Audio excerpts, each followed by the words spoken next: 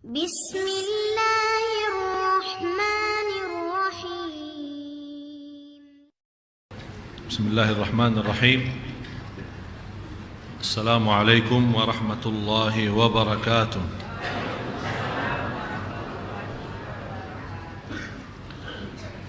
إن الحمد لله نحمده ونستعينه ونستغفره ونعوذ بالله من شرور أنفسنا ومن سيئات أعمالنا.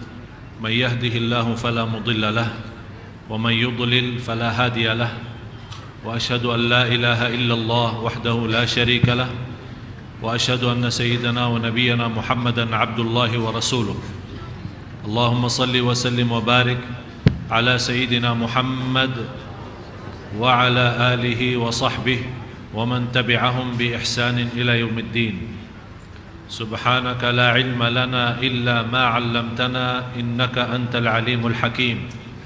Maha suci Allah, saya tidak mempunyai ilmu apa-apa, hanya saja apa yang diberikan oleh Allah Subhanahu wa ta'ala. Segala sesuatu yang kita miliki sesungguhnya milik Allah. Oleh karena itu jangan anda sedih atas kehilangan dan kekurangan sesuatu, karena semuanya dari Allah dan kembali kepada Allah Subhanahu wa ta'ala. La haula wa la quwwata illa billahil aliyyil azim. Para hadirin jamaah Masjid Agung Sunda Kelapa, bapak-bapak, ibu-ibu yang sama-sama dimuliakan dan diberkahi Allah Subhanahu wa ta'ala. Dalam kesempatan kali ini kita sementara menunda ciri-ciri hari kiamat untuk hari Rabu depan, karena bahasan kita khusus untuk hari ini sangat diperlukan adalah keutamaan 10 hari pertama Zulhijjah. Karena hari ini 17 bulan Oktober 2012 adalah 1 Zulhijjah, dan Zulhijjah menjadi salah satu bulan haram. Ada 4 bulan di antara 12 bulan, ada 4 bulan yang dinamakan bulan haram, bulan suci, bulan agung. Tidak boleh di dalamnya ada perang, tidak boleh di dalamnya ada berbuat kezaliman. 3 bulan berturut dan 1 bulan pisah. 3 bulan berturut adalah Syawal, Zulqa'dah dan Zulhijjah, yang dinamakan bulan-bulan haji. Karena bulan haji ada 3 bulan, artinya untuk mulai melaksanakan dan nawaitu haji mulai dari bulan-bulan haji. Jadi kalau ada orang habis Idul Fitri berangkat untuk haji, ya bisa, boleh, tapi dia bertahankan ihramnya sampai hari Arafahnya. Orang asal dia mau nunggu 2 bulan ihram. Tapi disitulah masuknya kita boleh berniat dan berangkat untuk beribadah haji. Jadi tidak ada yang berangkat bulan Ramadan dia bilang anak mau haji. Memang tidak ada visa haji kalau bulan Ramadan. Jadi Syawal, Zulqa'dah, Zulhijjah bulan haram. Yang keempat bulan Rajab. Bulan Rajab. 4 bulan ini tidak boleh di dalamnya ada berbuat kezaliman atau perang. Jadi ada bulan haram, ada tanah haram. Di Makkah tidak boleh ada perang. Dan kejadian peristiwa perang waktu tahun Fatah Makkah, tahun 8 Hijriyah, itu Allah mengizinkan Rasulullah SAW untuk berperang hanya di waktu yang sementara. Habis itu kembali lagi Makkah dan tanah suci dan haram, tidak boleh ada perang dalamnya.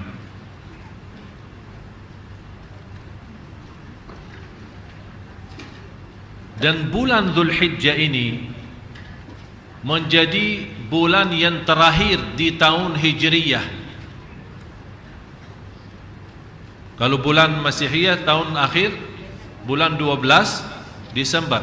Kalau bulan tahun Hijriyah adalah Zulhijjah. Berarti kalau sudah masuknya Muharram itu namanya tahun baru Hijriyah. Di 10 hari pertama sangat utama untuk beramal saleh. Sampai Allah sendiri bersumpah dalam 10 hari pertama Zulhijjah itu, sebagaimana firman Allah, wal fajri wa layalin ashr.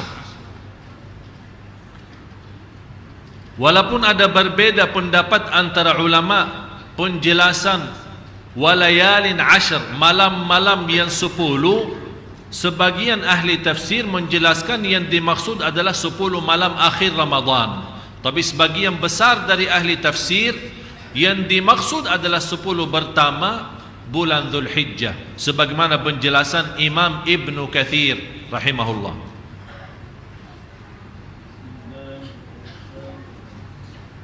Dan jamaah sekalian, Bapak Ibu, kalau Allah bersumpah terhadap sesuatu, berarti sesuatu itu sangat agung. Wasyamsi wa duhaha wal fajri walayalin ashr wasyaf'i wal watr, itu namanya sumpah. Allah bersumpah, wal laili idza yaghsha wad duha wat tini waz zaitun. Ini semua namanya Allah bersumpah. Jadi kalau Allah bersumpah terhadap sesuatu, berarti sesuatu itu sangat agung. Di antaranya walayalin ashr, sebagaimana di surat Al-Fajr. Tapi tidak boleh bagi manusia bersumpah dengan selain nama Allah. Jadi tidak boleh bersumpah demi nama Nabi Muhammad,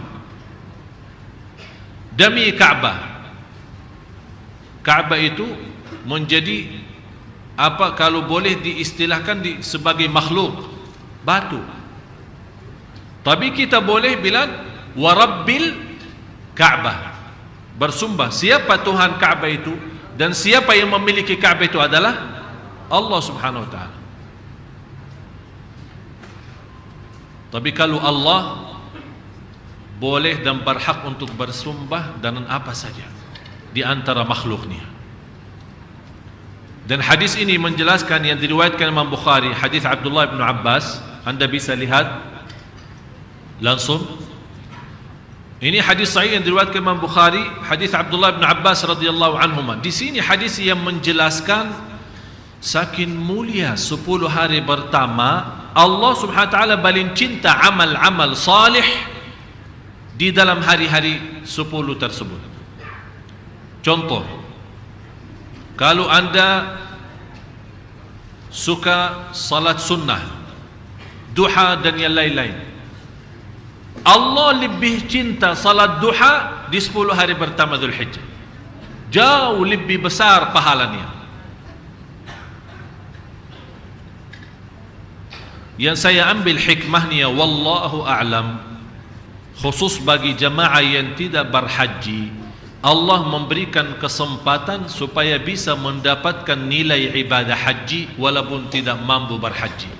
Oleh karena itu Allah jadikan 10 hari pertama sangat agung dan mulia, bukan hanya untuk jamaah haji, tapi juga boleh selain jamaah haji. Rasulullah sallallahu alaihi wasallam bersabda, "Ma min ayyamin al-'amalu as-salihu fiha ahabbu ila Allah min hadhihi al-'ashr." Sampai dijelaskan tidak ada hari-hari yang di dalamnya amal salih yang paling dicintai Allah hanya di 10 hari pertama.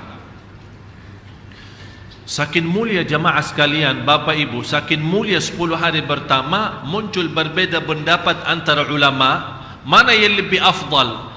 Apakah 10 malam terakhir Ramadan atau 10 pertama Zulhijjah? Ini merupakan tanda apa? Saking ada perbedaan pendapat, berarti betul-betul 10 hari pertama itu jelas mulia. Sampai tidak ada sepakat Tidak ada sepakat antara ulama 10 Ramadan terakhir adalah lebih baik daripada 10 pertama Zulhijjah. Belum disepakati, masih berbeza pendapat. Saking ini bunya kemuliaan dan juga ini bunya kemuliaan. Dan salah satu hadis ini yang diriwayatkan Imam Bukhari, tidak ada amal salih di selain 10 hari pertama yang paling dicintai Allah sebagaimana di 10 hari Zulhijjah itu.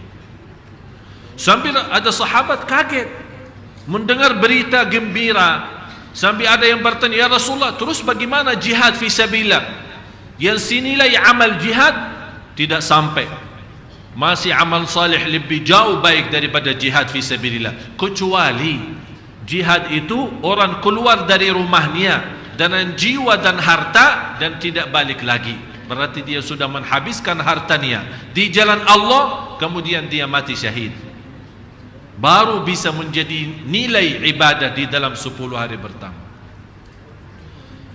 Apa kewajiban dan yang kita memerlukan untuk melaksanakan amal salih? Banyak amal-amal salih yang kita bisa lakukan selama 10 hari pertama, mulai dari hari ini. Dalam kesempatan ini saya akan jelaskan semua soal amalan-amalan salihnya, sedekahnya, salatnya, puasanya, kemudian soal kurbannya, apa kewajiban kita, bagaimana hitungan kurbannya, dan hukum fikihnya dan dalilnya semua bersatu-satu. Kalau ada dalil Quran kita bawa, dalil hadis kita bawa, supaya Bapak Ibu mengerti. Walaupun pertama sudah, padahal saya bahas masalah ini kemarin di TV One waktu hari Ahad kemarin, tapi kenapa saya ulang lagi bahas masalah ini? Karena sejak itu hari Minggu kemarin sampai hari ini, hampir setiap hari saya menerima lebih dari 20 pertanyaan lewat Facebook, lewat Twitter, lewat BB, lewat SMS. Masih orang bertanya lagi soal kapan hari Arafah, apa maksudnya 10 hari pertama Zulhijjah, bagaimana cara hitungan kurban. Dan ini menjadi salah satu ciri-ciri hari kiamat, tersebar kebodohan agama dan banyak orang yang tidak mengerti di hal-hal seperti ini. Yang namanya 10 hari pertama sangat agung, malah ada orang bertanya, kapan sih hari Arafahnya? Hari Arafah tidak tahu. Padahal di antara hari yang teragung di sisi Allah adalah hari Arafah. Terus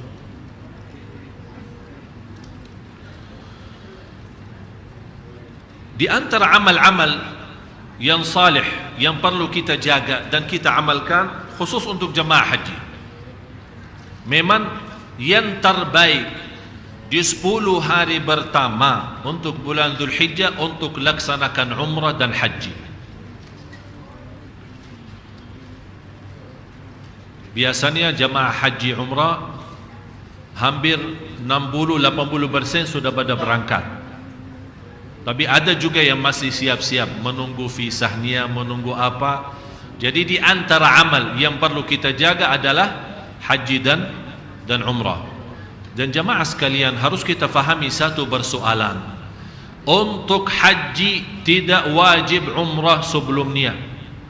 Ada orang berkata, ana mau haji pertama kali, tapi ana belum sempat umrah. Apakah boleh enggak? Boleh. Tapi jelas lebih mulia dan lebih agung adalah umrah dan haji. Karena haji itu kan ada 3 macam. Ada tamattu', ada qiran, ada ifrad. Ifrad artinya membawa ibadah haji sendiri. Labbaik Allahumma hajja. Tidak ada selain haji. Jadi dia berangkat dari sini untuk haji. Tapi tamattu' dan itu yang lebih baik. Karena itu sunnah Rasulullah SAW adalah tamattu', umrah dulu disambungkan dengan haji. Niatnya apa? Labbaik Allahumma umratan wa hajja.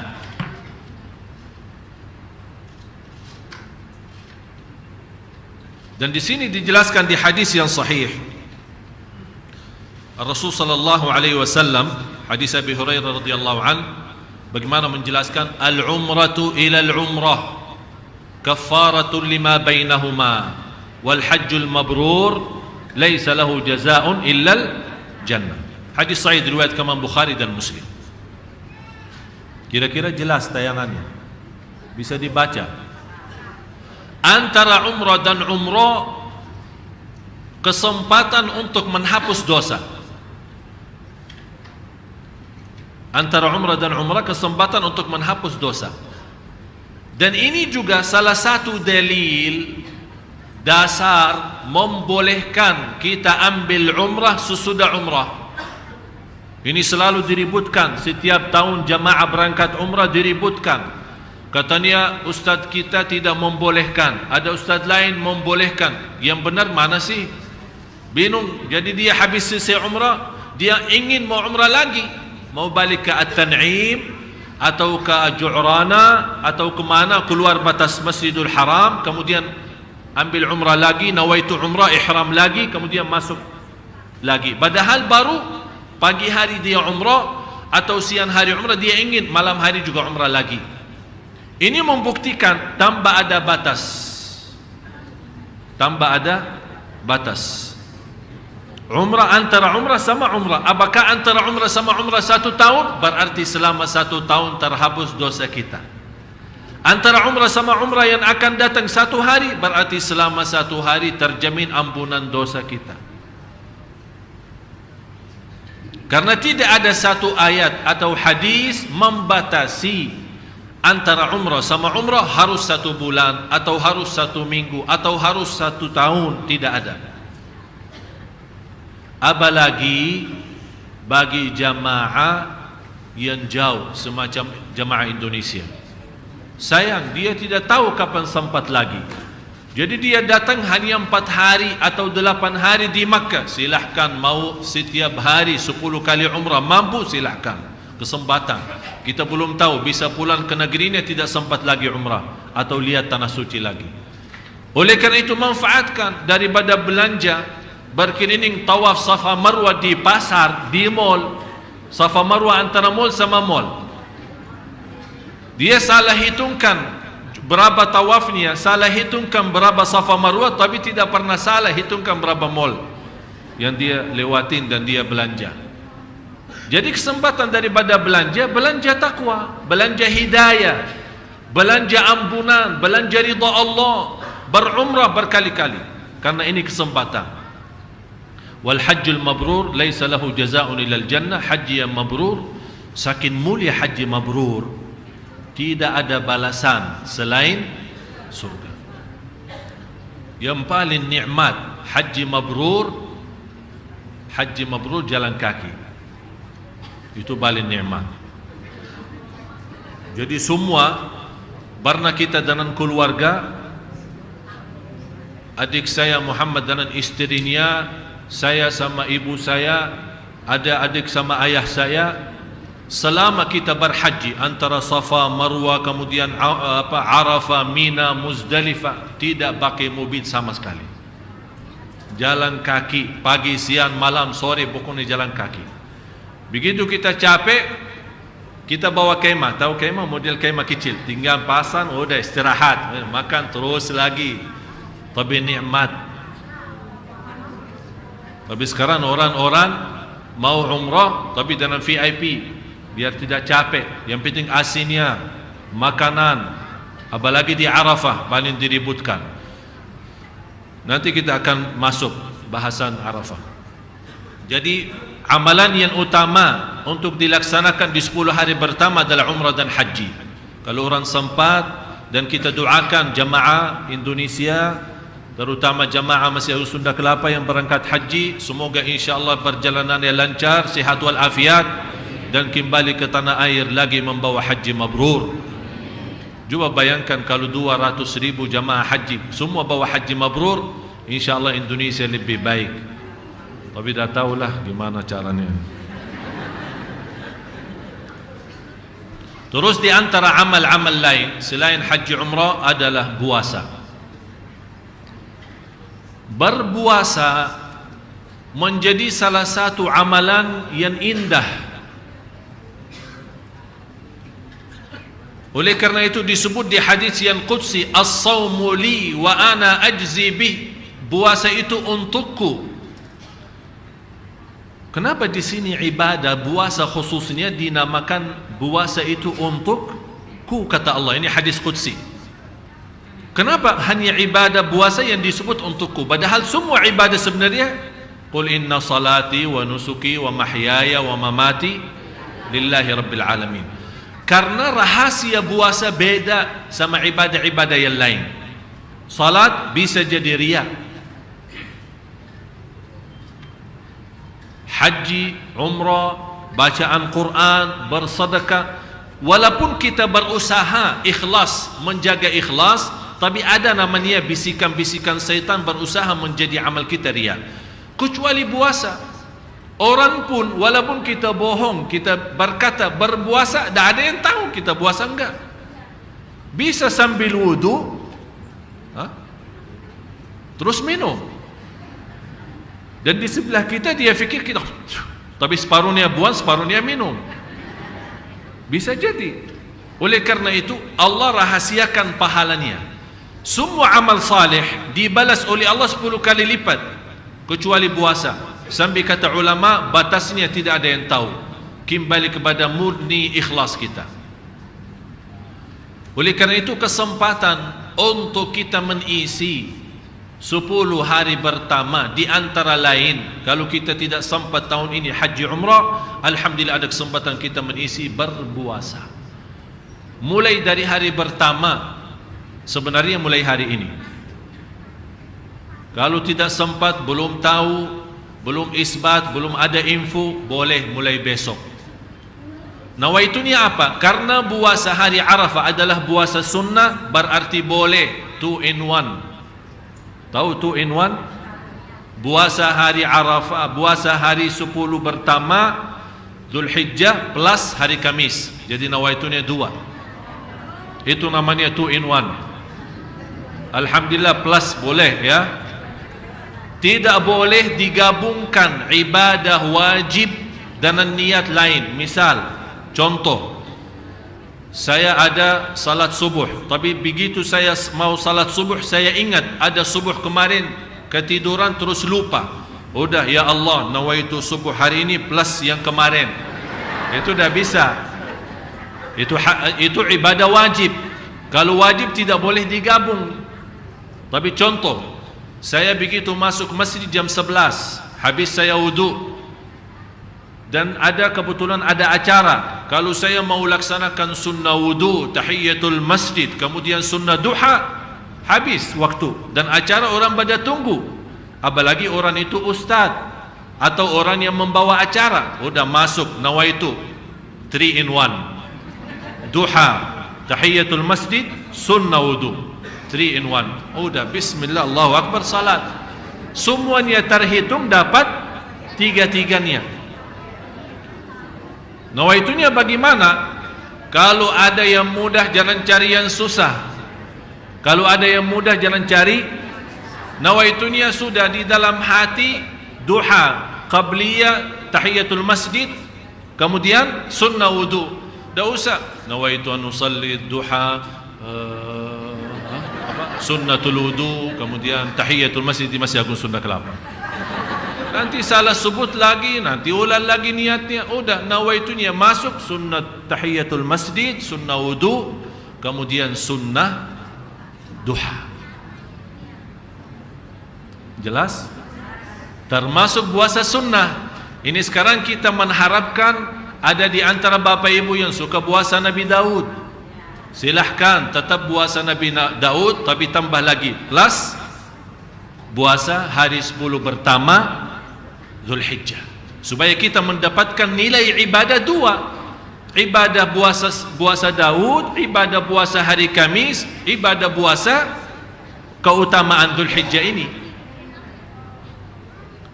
Malah coba lihat kabar gembira bagi orang yang suka berpuasa lillahi ta'ala. Tidak ada alasan. Satu hari fi sabilillah. Alasannya apa? Kalau ditanya, oh saya puasa hari ini karena Kamis, itu berarti ada alasan. Tapi ada orang ditanya, ente kenapa puasa? Saya puasa hari ini lillahi ta'ala. Tidak ada alasan. Cuman saya mau mendekatkan diri saya kepada Allah lewat puasa sunnah. Apa pahalanya? Coba. Rasulullah sallallahu alaihi wasallam bersabda, "Ma min 'abdin yasumu yawman fi sabilillah illa ba'ada Allahu anhu an-nar 70 kharifa." Tidak ada yang puasa satu hari karena Allah, tidak ada alasan karena sunnah atau yang lain, lillahi ta'ala, murni, akan dapat dijauhkan oleh Allah dari neraka jahanam 70 tahun. Ini baru satu hari. Hadis ini sahih, muttafaqun alaih. Dan harus fahami Bapak Ibu, dalam ilmu hadis ada dua kata. Ya, tolong perhatian. Ada dua kata. Kalau disebut as-sahih, itu maksudnya Imam Bukhari. Itu maksudnya Imam Bukhari, as-sahih. Ada satu lagi yang disebut as-sahihain. Dua sahih, maksudnya Bukhari dan Muslim. Ada disebut muttafaqun alaih. Muttafaqun, maksudnya muttafaqun alaih apa? Di bawah Imam Bukhari dan Muslim terutama, dan lafaz di Bukhari dan Muslim sama, tidak ada beda. Tapi kalau ada beda lafaz, disebut Bukhari dan Muslim. Faham? Jadi hadis ini yang muttafaqun alaih, orang yang puasa satu hari mendapatkan balasan oleh Allah Subhanahu wa taala, dijauhkan dari neraka jahanam 70 tahun. Oleh karena itu Bapak Ibu, kesempatan di 10 hari pertama jangan sia-sia berpuasa. Mau berturut-turut boleh, tidak sanggup setiap hari, mau giliran boleh, mau satu hari pun boleh. Tapi sayang sekali kalau sudah lewat kesempatan ini kita tidak memanfaatkan. Tapi kalau anda merasa diri tidak bisa, sibuk, kecapean, banyak aktivitas, saya tidak sanggup menjaga puasa selama ini, paling tidak jaga puasa hari Arafah. Jaga puasa hari Arafah.